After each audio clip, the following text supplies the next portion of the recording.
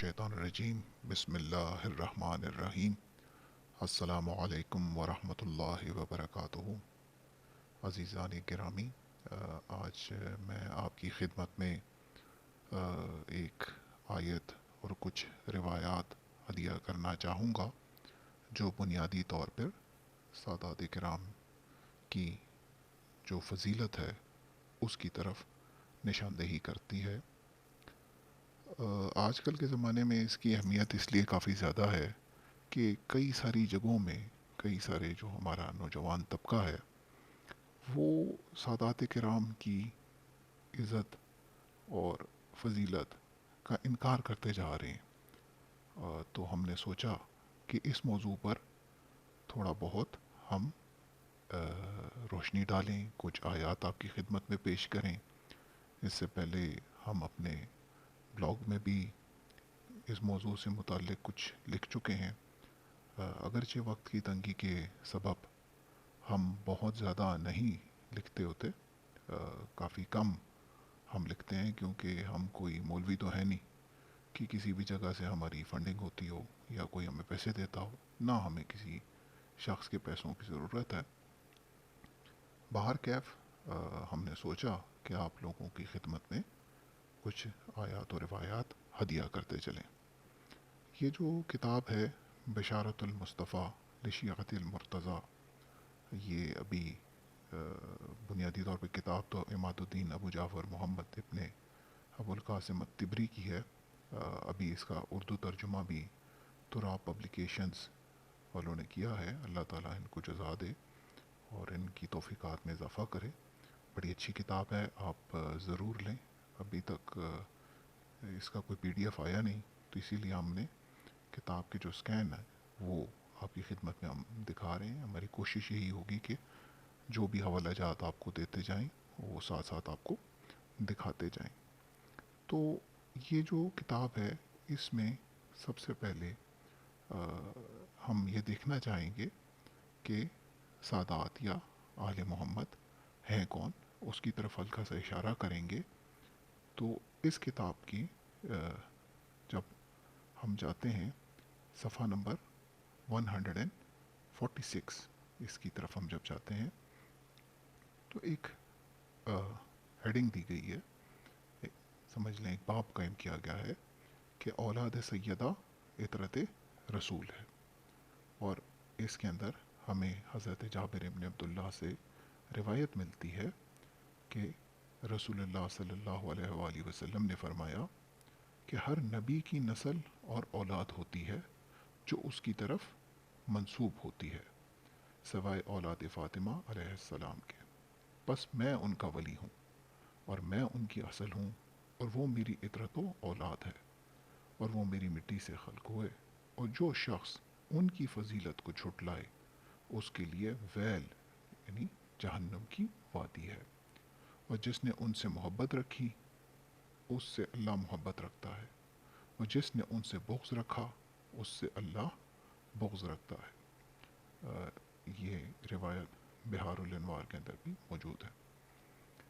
अगले सफ़े पर यानी कि सफ़ा नंबर 147 पर मोहम्मद बिन अबुल क़ासिम तिबरी कहते हैं कि ये रिवायत इस बात की दलील है कि हज़रत मोहम्मद की इतरत हज़रत फ़ातिमा की औलाद है, कोई और इनकी इतरत में शामिल नहीं है, क्योंकि आपने औलाद फ़ातिमा को अपनी इतरत से ख़ास किया है। तो ये हमें इस रिवायत में एक तो सैयद कौन है उसकी डेफिनेशन भी मिल गई, और साथ में जो रसूल खुदा ने फरमाया कि जो शख्स उनकी फजीलत को छुटलाए उसके लिए वैल यानी जहन्नम की वादी है, और जिसने उनसे मोहब्बत रखी उससे अल्लाह मोहब्बत रखता है।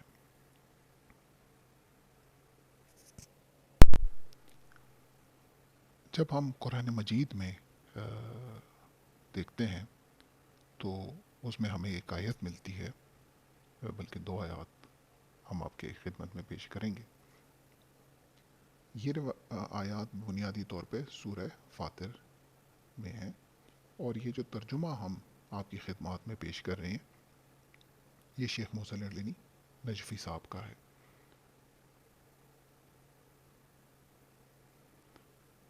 ہم آپ کی خدمت میں آیت نمبر 32 اور 33 پیش کرنا چاہیں گے، بلکہ 34 بھی پیش کر دیتے ہیں۔ آیات یوں ہیں: بسم اللہ الرحمن الرحیم۔ ثم اورثنا الکتاب الذین اصطفینا من عبادنا فمنهم ظالم لنفسه ومنهم مقتصد ومنهم سابق بالخیرات بإذن اللہ ذالک هو الفضل الکبیر۔ جنات عدن يدخلونها يحلون فيها من أساور من ذهب ولؤلؤا ولباسهم فيها حرير وقالوا الحمد لله الذي أذهب عنا الحزن إن ربنا لغفور شکور۔ محسن علی نشوی صاحب اس کا ترجمہ کرتے ہیں کہ پھر ہم نے اس کتاب کا وارث انہیں بنایا جنہیں ہم نے اپنے بندوں میں سے برگزیدہ کیا، بس ان میں سے کچھ اپنے نفس پر ظلم کرنے والے ہیں اور کچھ میانہ رو ہیں، اور کچھ اللہ کے اذن سے نیکیوں میں سبقت لے جانے والے ہیں۔ یہی تو بڑا فضل ہے۔ وہ دائمی جنتیں ہیں جن میں یہ داخل ہوں گے، وہاں انہیں سونے کے کنگن اور موتی پہنائے جائیں گے، اور وہاں ان کا لباس ریشمی ہوگا، اور وہ کہیں گے کہ ثناء کامل ہے اس اللہ کے لیے جس نے ہم سے غم کو دور کیا، یقیناً ہمارا رب بڑا معاف کرنے والا قدردان ہے۔ محسن علی نشوی صاحب نے اس کے ساتھ ساتھ حاشیہ بھی لکھا ہے، تو اس میں وہ ایک لکھتے ہیں کہ ائمہ اہل بیت سے روایت ہے کہ اس کا مصداق، اس آیت کا مصداق آل رسول ہیں۔ ہم اسی چیز کی طرف مزید بھی اسی عنوان کے اوپر آپ کی خدمات میں مزید آیات احادیث پیش کرنا چاہیں گے۔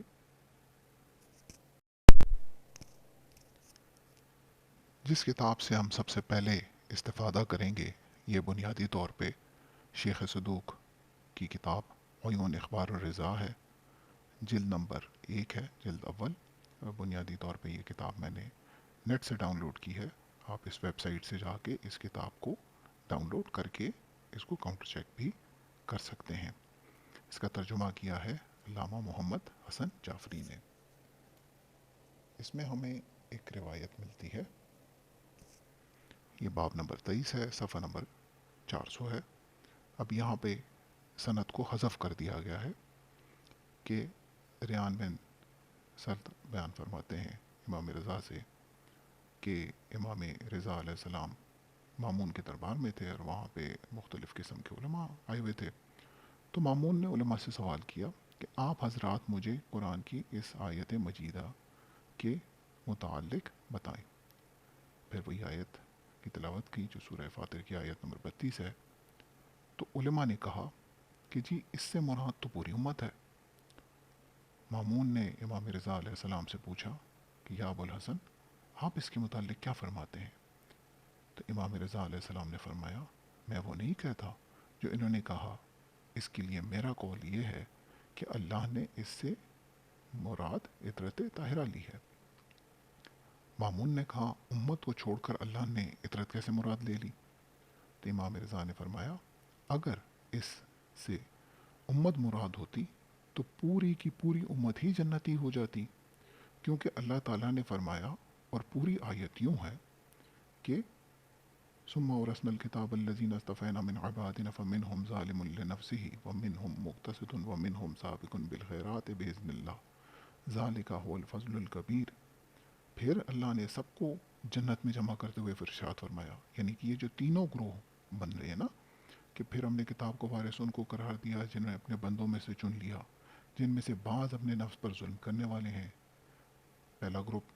دوسرا، بعض اعتدال پسند ہیں، اور تیسرا گروپ کیا ہے؟ بعض خدا کی اجازت سے نیکیوں کی طرف سبقت کرنے والے ہیں۔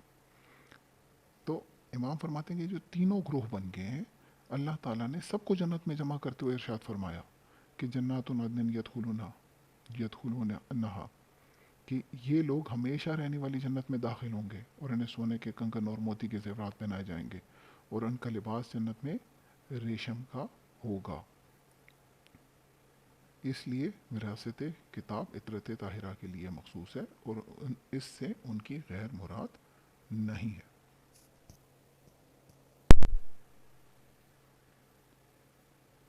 اگر ہم اس روایت کی اسنادی حیثیت پہ بات کریں، اگرچہ ہمیں بذات خود علم و رجال کا کوئی خاص شوق نہیں ہے، کیونکہ یہ علم بنیادی طور پہ اہل سنت سے ہمارے اندر آیا ہے، اس پر بھی کبھی موقع ملا تو ویڈیوز بنائیں گے اور آپ کی خدمات میں پیش کریں گے۔ بہر کیف چونکہ آج کل ہم پر یہ کافی انفلوئنس ہو چکا ہے اور لوگ دیکھتے ہیں، تو میری کوشش یہی ہوتی ہے کہ میں جو کچھ ہو سکے رجال کے روح سے بھی دکھاتا رہوں، تاکہ لوگ یکدم اس کا انکار نہ کریں۔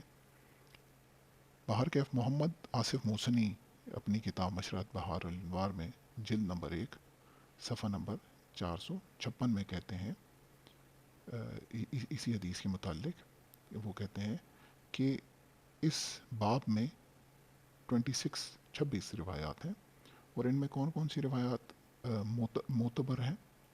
وہ کہتے ہیں کہ اس میں ایک روایت نمبر 10 اور ایک روایت نمبر 20 یہ معتبر ہیں، اور اس کے متعلق وہ کہتے ہیں کہ یہ روایت کافی طویل ہے، اور یہ ہمیں کس چیز کے متعلق بتاتی ہے؟ جو فرق ہے بین الآل والامت، یعنی آل اور امت میں جو فرق ہے اس کے متعلق ہمیں یہ روایت بتاتی ہے۔ تو اس کو شیخ آصف موسنی نے معتبر سمجھا ہے۔ اور اگر آپ علامہ مجلسی کے والد علامہ تقی مجلسی کی کتاب روضۃ المتقین پڑھیں تو یہ روضۃ المتقین محمد تقی مجلسی صاحب کی کتاب، اس کے جلد نمبر 11 یہ والیوم 11 اور صفحہ نمبر 249 اس میں وہ یہ کہتے ہیں، یہ ذکر کرتے ہیں کہ اس کی تائید ہوتی ہے جو روایت کی مصنف یعنی چونکہ یہ بنیادی طور پہ یہ کتاب من لا یحضر الفقی کی شرح ہے، تو مصنف سے مراد یہاں پہ شیخ صدوق، کہ اس کی تائید ہوتی ہے جو مصنف نے فی الحسن کا صحیح، یعنی ایسی سند جو کہ حسن ہے مگر صحیح سند کی مانند ہے، پھر آگے خود ہی کہتے ہیں کہ بل صحیح، کہ نہیں بلکہ صحیح ہے، ٹھیک ہے۔ اور آگے پھر وہ فرماتے ہیں کہ جناب یہی روایت وہ بیان کرتے ہیں، اگلے صفحے پہ بھی جاتے ہیں، یہاں پہ آگے یہ 249 اور یہ پھر 250، اس میں وہ یہ بیان کرتے ہیں کہ فی الفرق بین الآل والاترا، اور یہاں پر وہ پھر وہی والی آیت کوٹ کر رہے ہوتے ہیں۔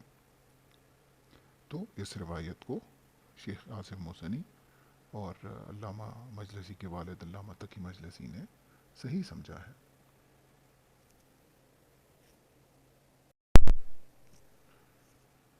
اس کی تائید میں ہم آپ کو ایک اور روایت بھی دکھانا چاہیں گے جو کہ معانی الاخبار میں شیخ صدوق نے نقل کیا ہے۔ یہ کتاب بھی ہم نے اسی ویب سائٹ سے ڈاؤن لوڈ کی تھی، اور اس کا ترجمہ کیا ہے دلاور حسین حجتی صاحب نے۔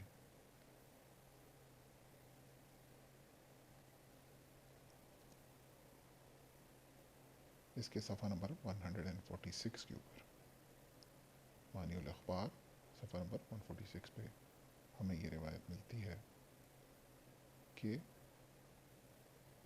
ابو حمزہ سمالی بہت بڑے راوی ہیں، انہوں نے کہا کہ میں ابو جعفر امام محمد باقر علیہ السلام کے ساتھ مسجد الحرام میں بیٹھا ہوا تھا، جب اہل بصرہ میں سے 2 شخص آئے اور امام علی مقام کی خدمت میں عرض کیا، آپ ہمیں اللہ کے قول، پھر یہی آیت انہوں نے پڑھ کے کی تلاوت کی،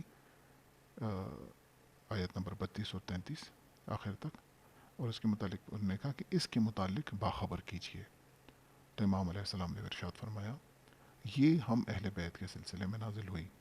ابو حمزہ کہتے ہیں میں نے عرض کیا، میرے ماں باپ آپ پر قربان، اپنے نفس کے حق میں ظلم کرنے والا کون ہے؟ آپ علیہ السلام نے فرمایا کہ ہم میں اہل بیت میں سے جو اچھائیوں اور برائیوں کو مساوی طور پر انجام دے وہ اپنے نفس کے حق میں ظلم کرنے والا ہے۔ میں نے عرض کیا، آپ اہل بیت میں سے مقتصد کون ہے؟ آپ نے فرمایا کہ وہ کہ جو دونوں حالتوں میں اپنے پروردگار اللہ کی عبادت کرنے والا ہو یہاں تک کہ موت کو پالے۔ پھر میں نے عرض کیا، آپ اہل بیت میں سابق بالخیرات کون ہے؟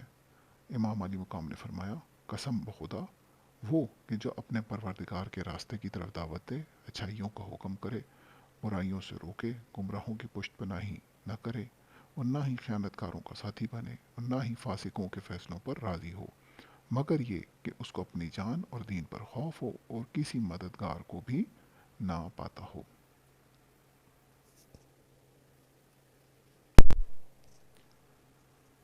مزید ہم علامہ مجلسی، علامہ باقر مجلسی صاحب کی کتاب ہے میرات العقول، اس کے جلد نمبر 2، صفحہ نمبر 438، یعنی کہ والیوم 2 پیج 438 کی طرف جاتے ہیں، اور علامہ مجلسی فرماتے ہیں اس آیت کے اس حصے کی طرف، یہ یہاں پہ علامہ تبرسی کا قول نقل کرتے ہیں کہ انہوں نے کیا کہا۔ تو وہ کہتے ہیں کہ ثم اورثنا الکتاب، تو وہ کہتے ہیں کہ اب یہ الکتاب سے کیا مراد ہے؟ علامہ تبرسی اس پہ کہتے ہیں کہ اس سے مراد یا تو مطلب قرآن ہے، یا تورات ہے، یا جتنی بھی کتابیں اللہ تعالیٰ نے اپنے مصطفیٰ بندوں کو دی ہے، اس سے مراد وہ ہے۔ پھر علامہ تبرسی فرماتے ہیں کہ کیلا، کیلا کا مطلب کہ کہا گیا، یہ ان کا مطلب قول نہیں ہے، بلکہ وہ یہ کہتے ہیں کہ یہ کون لوگ ہیں کہ جن کو وارث بنایا گیا ہے، تو اس کے متعلق وہ کہتے ہیں کہ کیلا، کہا گیا، کہ اس سے مراد انبیاء ہیں۔ پھر آگے وہ کہتے ہیں وکیلا، اور یہ بھی کہا گیا کہ اس سے مراد کیا ہے؟ امت محمد صلی اللہ علیہ وآلہ وسلم کے علماء ہیں، ٹھیک ہے۔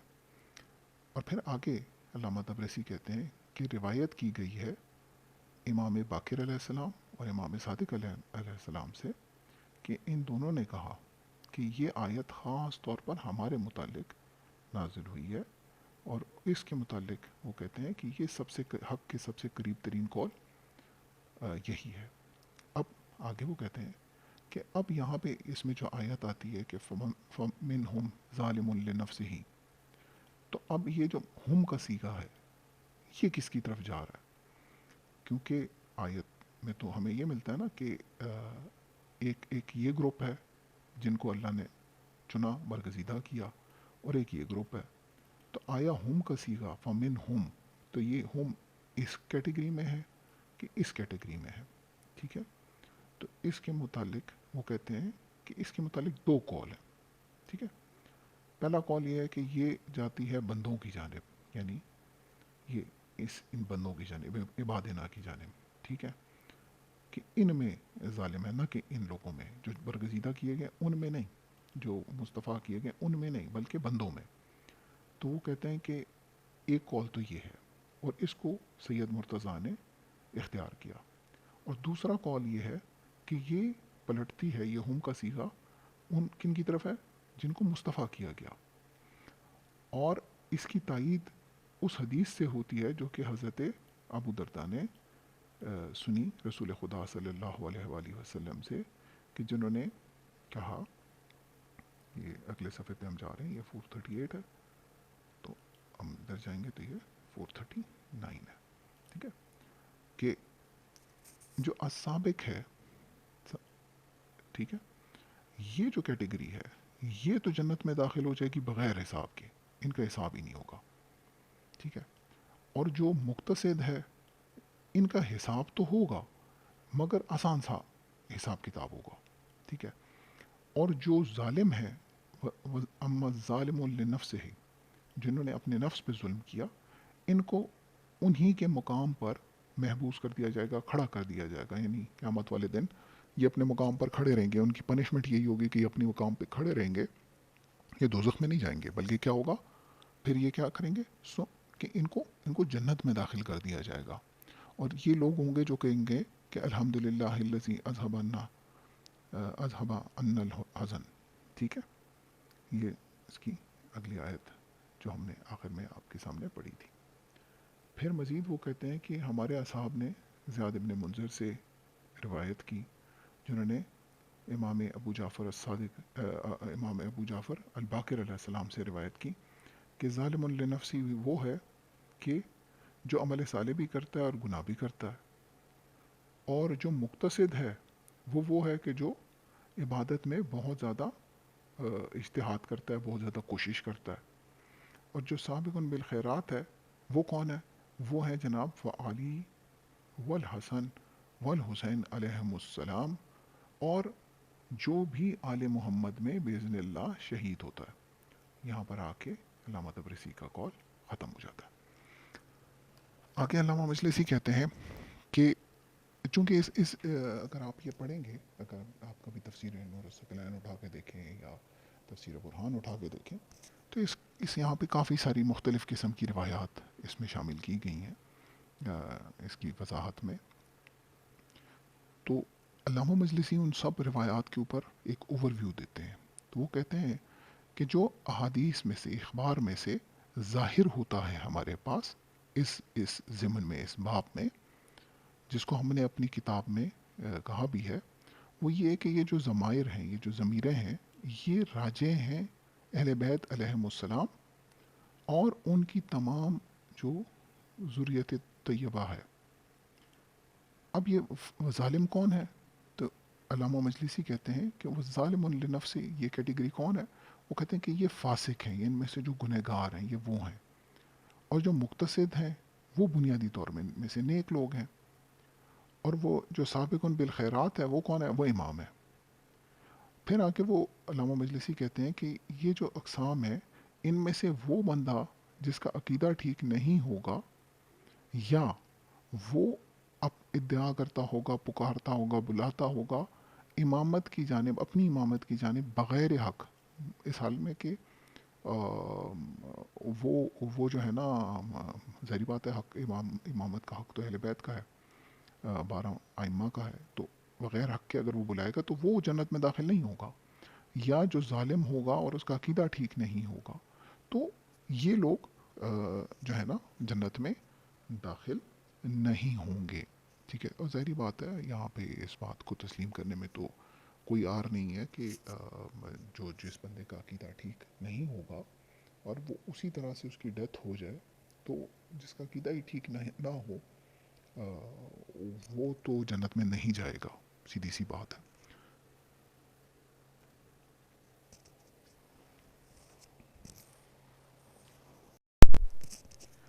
تاہم اس میں ایک اور نقطہ نظر بھی ہے، کیونکہ دیکھیں ہم تو کسی کے مرتے وقت اس کے ساتھ کھڑے تو نہیں ہوتے نا کہ ہمیں یہ پتہ ہو کہ اس نے توبہ کیا کہ نہیں کیا۔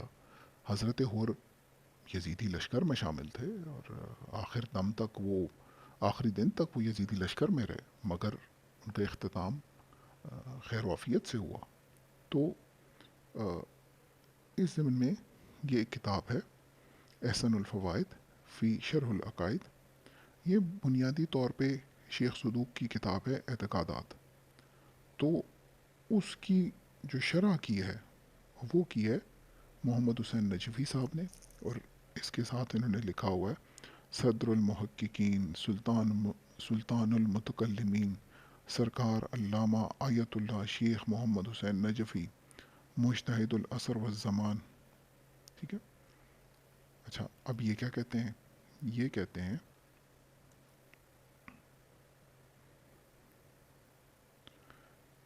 یہ بھی میں نے siptan.com اگر آپ دیکھیں گے تو اس سے ڈاؤن لوڈ کی ہے، آپ کو نیٹ پہ بھی مل جائے گی، اس کی ہارڈ کاپی بھی اویلیبل ہے۔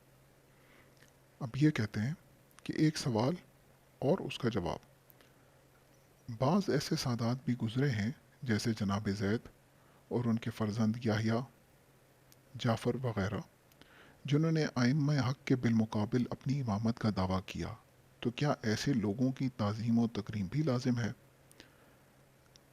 اس کے متعلق گزارش ہے کہ اگرچہ ایسے سادات کی مذمت میں جنہوں نے ائمہ طاہرین علیہم السلام کے بالمقابل دعوی امامت کیا، بکثرت روایات وارد ہیں، اور ائمہ طاہرین نے ایسے لوگوں سے بیزاری ظاہر فرمائی اور دوسرے لوگوں کو بھی ان سے بیزاری اختیار کرنے کا حکم دیا۔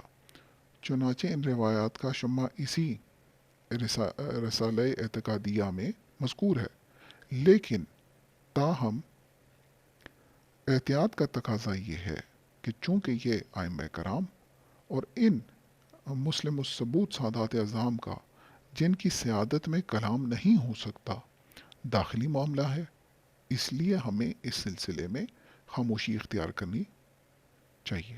ہو سکتا ہے کہ ائمہ طاہرین نے ان کو اپنے حقوق معاف کر دیے ہوں، بلکہ آثار سے ایسا ہی ہونا مترشح ہوتا ہے، ایسے ہی یعنی کہ واضح ہوتا ہے کہ ائمہ نے ان کو اپنے حقوق معاف کر دیے تھے، یعنی کہ روایات سے ہمیں یہ ملتا ہے۔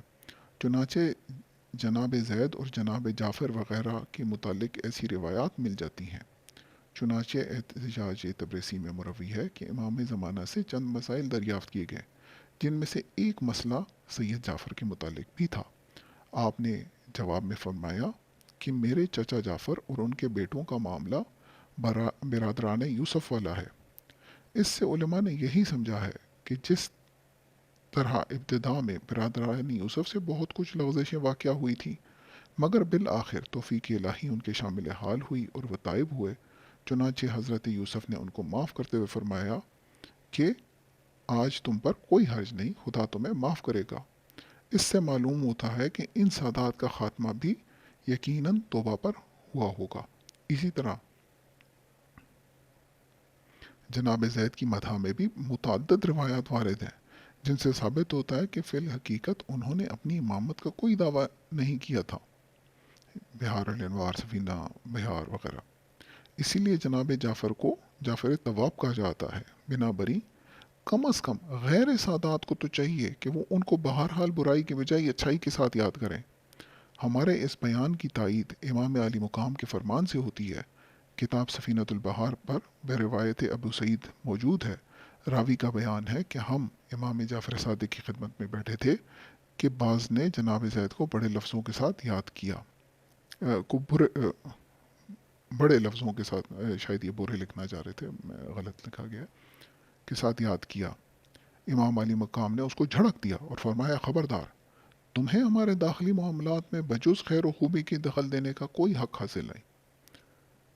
پھر نجفی صاحب ایک باب باندھتے ہیں، صحیح النسب سادات کا تائب ہو کر مرنا، اور اس میں لکھتے ہیں کہ بعض اخبار و آثار سے واضح و آشکارا ہوتا ہے کہ جو صحیح النسب سید ہوں اور کسی وقت کسی بد اعتقادی یا بد عملی میں مبتلا ہوئے ہوں تو توفیق الہی ضرور ان کے شامل حال ہوتی ہے اور وہ بالآخر تائب ہو کر دنیا سے رخصت ہوتے ہیں۔ چنانچہ سفینۃ البحار پر مذکور بالا روایت کے ذیل میں جناب امام جعفر صادق سے مروی ہے کہ ہمارے خاندان میں سے کوئی شخص نہیں ہوتا مگر یہ کہ سعادت الہی ضرور اس کے شامل حال ہو جاتی ہے، اگرچہ اس کی موت میں اتنا وقت باقی ہو جتنا ناکا کے 2 مرتبہ دودھ دونے کے درمیان ہوتا ہے۔ اسی طرح سفینۃ البحار اور تاریخ قم میں جناب احمد بن اسحاق جو وکیل تھے حضرت امام عسکری کے، اور سید حسین قمی کا جو واقعہ مذکور ہے، اس سے بھی اس امر کی مزید تائید ہوتی ہے۔ اس واقعے کا اجمالی بیان یہ ہے کہ جناب احمد سادات کرام کی بہت خدمت اور ان کا بہت اکرام و احترام کرتے تھے۔ انہی سادات میں کم میں سے ایک سید حسین قمی بھی تھے۔ جناب احمد کو معلوم ہوا کہ سید موصوف شراب پیتے ہیں، چنانچہ انہوں نے ان کا مشاعرہ بند کر دیا، اور جب سید حسین ان کی ملاقات کے لیے حاضر ہوئے تو جناب احمد نے ان کو ملاقات کا وقت نہ دیا اور وہ مایوس ہو کر واپس چلے گئے۔ کچھ عرصے کے بعد جناب احمد حج بیت اللہ سے مشرف ہوئے اور اس سے فراغت کے بعد مدینہ میں امام کے دولت سرا پر حاضر ہوئے، تو امام علی مقام نے ملاقات سے انکار کر دیا اور فرمایا کہ اگر تمہارے پاس ہماری اولاد کی ملاقات کے لیے وقت نہیں تو ہمارے پاس بھی تمہارے ملاقات کے لیے وقت نہیں۔ اتفاقاً کسی وقت کسی طرح جب شرف زیارت حاصل ہوا تو جناب احمد نے معذرت کرتے ہوئے عرض کیا کہ میں نے تمہیں اس لیے ان کے ساتھ یہ سلوک کیا تھا کہ وہ شراب خوری کی بد عادات میں مبتلا تھے۔ امام علیہ السلام نے فرمایا جو کچھ بھی ہو ہر حال میں سادات کا اکرام و احترام لازم ہے، اور ہرگز کبھی ان کو حقیر نہ سمجھو اور نہ ان کی توہین و تذلیل کرو، کیونکہ ان کی نسبت ہماری طرف ہے، ورنہ نقصان اٹھانے والوں میں سے ہو جاؤ گے۔ جب جناب موصوف واپس قم پہنچے اور ملاقات کے لیے اسباب احباب آئے تو ان میں سے حسین قمی بھی تھے۔ اب کی مرتبہ خلاف توقع جناب احمد نے آگے بڑھ کر ان کا استقبال کیا، اپنے پاس بیٹھایا، بڑی توجہ سے مزاج پرسی کی۔ جب سب چلے گئے تو سید موصوف نے جناب احمد سے دریافت کیا کہ یا تو میرے لیے ملاقات کا وقت ہی نہ تھا، اور آج یہ لطف، اس کی کیا وجہ ہے؟ جناب احمد نے حقیقت الامر کے اظہار میں قدر توقف کیا، یعنی کہ حقیقت نہیں بتائی، مگر سید صاحب کے اصرار پر انہوں نے وہ تمام ماجرہ بیان کر دیا جو سید صاحب کے بارے میں ان کے اور امام علیہ السلام کے درمیان گزرا تھا۔ سید صاحب سن کر زار و گتار رونے لگے اور کہا کہ ہم اعمال بد کا ارتکاب کرتے ہیں اور ہمارے بزرگوں کا پھر بھی ہمارا اس قدر پاس و لحاظ ہے، یہ کہہ کر اٹھے اور گھر جا کر شراب کے برتن وغیرہ توڑ ڈالے اور ایسی توبۃ النصوح کر لی کہ عابد و زاہد بن گئے۔ ان حقائق سے واضح ہو گیا کہ صحیح اور نسب سادات کرام ابتدائی ایام میں جس قدر بدعقیدہ یا بدعمال ہوں، مگر وہ بالآخر ضرور طائب ہو کر دنیا سے رحلت کرتے ہیں۔ اور اگر کوئی شخص باوجود مدعی سیادت ہونے کے آخری دم تک عقائد فاسدہ پر اڑا رہے تو اس کا مطلب یہ ہوگا کہ وہ در حقیقت سید ہی نہیں ہے۔ واللہ اعلم۔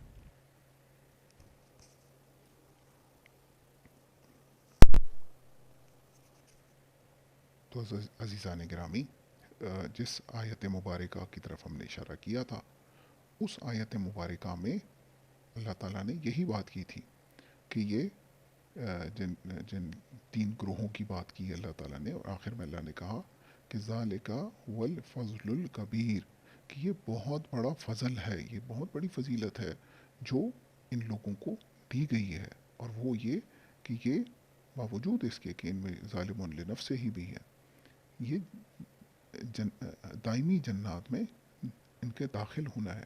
ٹھیک ہے، تسلیم کرتے ہیں کہ علامہ باقر مجلسی صاحب نے یہ لکھا کہ اگر ان میں سے کوئی بدعقیدہ ہوگا تو وہ نہیں جائے گا، یہ بات بالکل منظور ہے، مگر اگر بدعقیدہ نہیں ہوگا تو پھر اس کے متعلق آپ یہ دیکھ سکتے ہیں کہ یہاں پر آ رہا ہے کہ یہ بہت بڑی فضیلت ہے جو ان کو دی گئی ہے۔ اور جب اللہ تعالیٰ کبھی کسی کو کوئی فضیلت دیتا ہے تو اس سے لڑا نہیں جاتا، اس کا اقرار کیا جاتا ہے، کیونکہ جب آپ اس فضیلت کا اقرار کرتے ہیں تو بنیادی طور پر آپ کا مرتبہ بلند ہوتا ہے، آپ کا مرتبہ گرتا نہیں ہے۔ اس انشاءاللہ تعالیٰ آگے چل کر ہم اس موضوع کے اوپر کہ اگر کبھی کسی کو کوئی فضیلت دی جائے اور آپ اس کا اقرار کرتے ہیں تو اس سے آپ نیچے نہیں ہوتے، آپ کا کوئی آپ کی شان میں کمی نہیں واقع ہوتی۔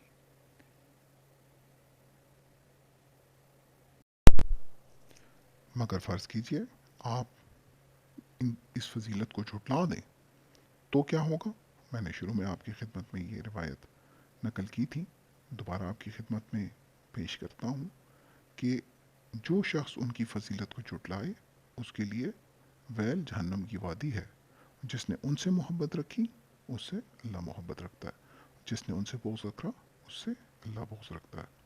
انشاءاللہ تعالیٰ کوشش کریں گے کہ آگے مزید اگر کبھی ٹائم ملتا ہے تو مزید ویڈیوز بنائی جائیں اور آپ لوگوں کے ساتھ شیئر کی جائیں۔ دعا میں یاد رکھیے گا۔ السلام علیکم ورحمۃ اللہ وبرکاتہ۔